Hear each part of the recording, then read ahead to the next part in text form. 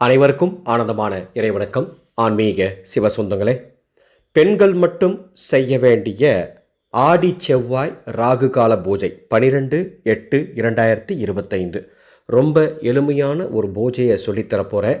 இந்த பூஜையை பெண்கள் மட்டும்தான் செய்ய வேண்டும், ஆண்கள் செய்ய வேண்டாம் என்பதை தெரிவித்துக் கொள்கின்றேன்.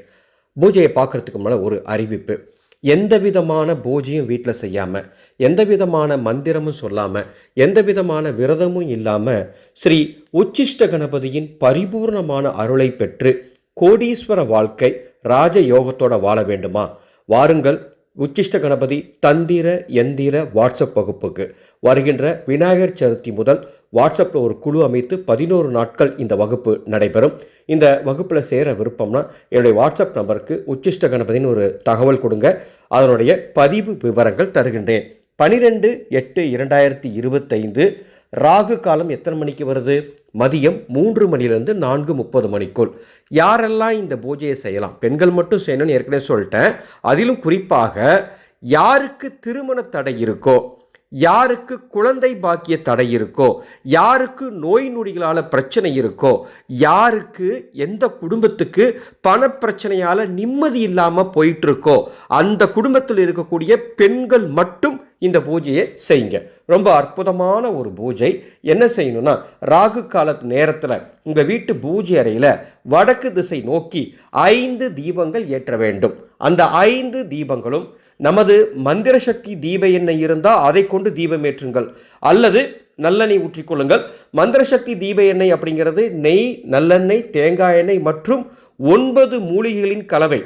தினமும் இந்த எண்ணெயை பயன்படுத்தி உங்கள் வீட்டில் நீங்கள் தீபம் ஏற்றி வந்தீங்கன்னா உங்கள் வீடு தெய்வம் குடியிருக்கும் கோயிலாக மாறும். அந்த எண்ணெய் உங்களுக்கு வேணும்னா என்னுடைய வாட்ஸ்அப் நம்பருக்கு தொடர்பு கொண்டு பதிவு செய்து வாங்கிக் கொள்ளுங்கள்.